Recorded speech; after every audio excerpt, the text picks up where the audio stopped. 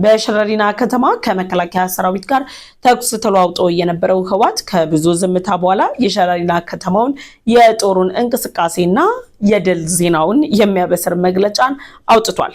እኔ ፍሬ ህይወት ዮሐንስ ነኝ። ደግሞ ምቹ ሚዲያ ነው። ምቹ ሚዲያ ለእናንተ የተለያዩ መረጃዎችን እያሰናዳ ያቀርብላችኋል። ለዩቲዩብ ቻናላችን አዲስ ከሆናችሁ የደወል ምልክቷን ተጭናችሁ ቻናላችንን ሰብስክራይብ በማድረግ ቤተሰብ እንድትሆኑ ጋበዝናችሁ። ቻናላችንን ሰብስክራይብ አድርጋችሁ ቤተሰብ ከሆናችሁ ላይክ እና ሼር በማድረግ ለወዳጅ ዘመዶቻችሁ እንድታጋሩም ጠይቃችኋለሁ። ወደ መረጃው አስቀጥዬ ተሻገርኩ። አብራችሁን ቆዩ።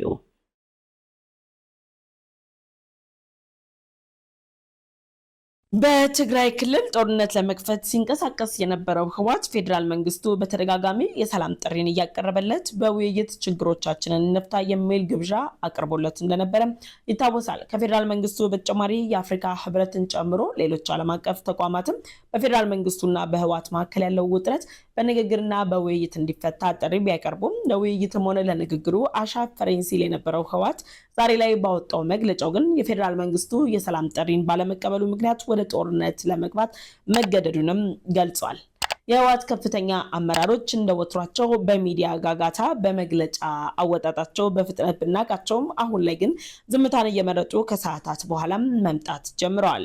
ህወሓት አሁን ላይ ባወጣው መግለጫ እንደገለጸው ከሆነ በሸረሪና ከተማ ላይ ከፍተኛ የተባለ ድል ቀንቶኛልም ብሏል። የመከላከያ ሰራዊት ላይ የተለያዩ ዘመቻዎችን አድርጌያለሁ፣ ጥቃቶችንም ፈጽሜያለሁ። ነገር ግን መከላከያ ሰራዊት እየተሰራጫቸው ያሉ መረጃዎች ፕሮፓጋንዳዎች ናቸው። እውነታው ግን ህወሓት ድል አድርጓልም ብሏል።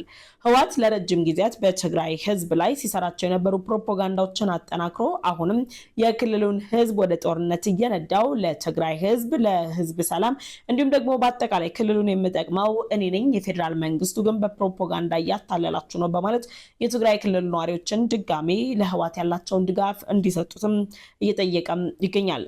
የአፍሪካ ህብረትን ጨምሮ ሌሎች ዓለም አቀፍ ተቋማት የሰላም ጥሪ ሲያቀርቡለት የቆየው ህወሓት የፌዴራል መንግስቱ የሰላም ጥሪውን አልተቀበለም የሚለው ክስም ብዙዎችን አስገርሟል።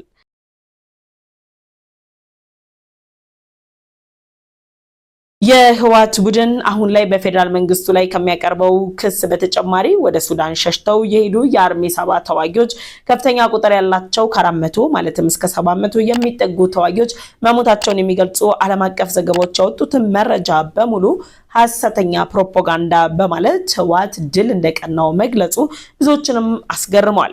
ከሸረሪና ወደ ራያ ግንባር ፊቱን እያዞረ የሚገኘው ህወሓት ባለው ልክ ድል ቀንቶታል ወይ የሚለው ደግሞ የብዙዎች ጥያቄ ብቻ ሳይሆን ህወሓት ከዚህ ድል የራቀ ሐሰተኛ ፕሮፓጋንዳን እያዘጋጀ መሆኑን የሚገልጽ ነው የሚሉም አልጠፉም።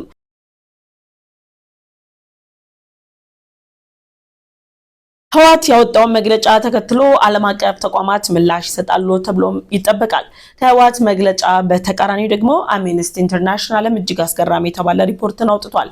ህወሓት በፌዴራል መንግስቱ ተኩስ ተከፍቶብኛል ወይም ደግሞ የጦርነት ድግስ ተዘጋጅቶልኛል፣ የፌዴራል መንግስቱ የትግራይ ህዝብን ለማጥፋት እየተንቀሳቀሰ ነው ብሎ ቢያወራም አምነስቲ ኢንተርናሽናል ደግሞ ህወሓት በትግራይ ህዝብ ላይ የሞት ድግስን እየደገሰና የሴቶች ጥቃት፣ ሰብአዊና ዲሞክራሲያዊ መብት ጥሰቶችን እንዲካሄዱ ፍቃድ እየሰጠና መንገድ እየከፈተ ነው። የጦርነት ተጠናክሮ የሚቀጥል ከሆነ ከዛሬ 3 ዓመት በፊት ካጋጠሙን የአጠቃላይ ውድቀቶች ወይም ደግሞ ከተመዘገቡ ኪሳራዎችም እጥፍ የሆነ ኪሳራ ሊመዘገብ እንደሚችል ጭምር አምነስቲ ኢንተርናሽናል ማስቀምጧል። ህወሓት ካወጣው መግለጫም በተጨማሪ ደግሞ በተለያዩ የማህበራዊ ሚዲያዎች ላይ እንደከዚህ ቀደሙ ፕሮፓጋንዳ ለማሰራጨት እንዲሁም ደግሞ የሚዲያ አካላትን ለማስተባበር የዚህን ያህል እንኳን አቅም እያገኘ ለመሆኑ የብዙዎችን ትኩረትም ስቧል። ህወሓት በዓለም አቀፍ ደረጃ ከሚታወቅባቸው ጉዳዮች መካከል የሚዲያ ወይም ደግሞ የፕሮፓጋንዳ ስራ ቢሆንም አሁን ላይ ግን የሚዲያና የፕሮፓጋንዳ ስራውንም በሌሎች እጅ ውስጥ እንደወደቀም ጭምር እየተነገረም ይገኛል። ለትግራይ ህዝብ ለአጠቃላይ በተለያዩ ዓለማት ለሚኖሩ ዲያስፖራዎች እንዲሁም ደግሞ ምሁራንን ጨምሮ ትግራይ ክልልን ቀጣይነት የሚፈልጉ ሁሉ የትግራይ ተወላጆች ከጎናቸው እንዲሰለፍ የህወሓት ቡድን ያቀረበው ጥሪ በብዙ ትግራይ ተወላጆች መካከልም ተቀባይነት አለማግኘቱ ብዙዎችን እያነጋገረም ይገኛል። መቀለ ከተማን ጨምሮ በትግራይ ክልል የሚገኙ ሌሎች ከተሞችም ጭር ብለዋል።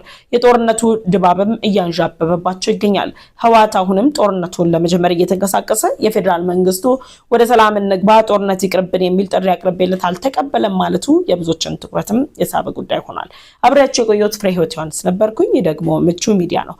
ምቹ ሚዲያ ለእናንተ ለአድማጭ ተመልካቾቻችን የተለያዩ መረጃዎችን እያሰናዳም ያቀርብላችኋል። ታዲያ ለምቹ ሚዲያ ቤተሰብ ያልሆናችሁ የደወል ምልክቷን ተጭናችሁ ቻናላችንን ሰብስክራይብ በማድረግ ቤተሰብ እንድትሆኑ ጋበዝናችሁ። ቻናላችንን ሰብስክራይብ አድርጋችሁ ቤተሰብ ሆናችሁ ላይክ እና ሼር በማድረግ ለወዳጅ ዘመዶቻችሁ እንድታጋሩም ጠይቃችኋለን። በቀጣይ በሌሎች ዝግጅቶች ተመልሰን እንመጣለን። እስከዛው ቻው ቆዩ።